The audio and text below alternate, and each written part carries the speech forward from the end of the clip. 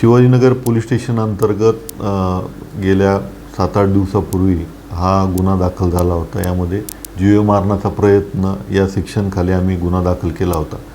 त्यामधील जो जखमी आहे त्याचा आज रोजी मृत्यू झाल्यानंतर तसं सेक्शन आम्ही त्यामध्ये त्याची वाढ केलेली आहे। 2 प्रमुख आरोपी जे आहेत त्यांना आपण अटक केली होती आणि इतर 3 आरोपी जे आहेत त्यांचं लोकेशन आम्हाला मिळत नसल्याने ते अरेस्ट करणं बाकी होतं। आज रोजी आम्ही 5ही आरोपींना अटक केलेली आहे।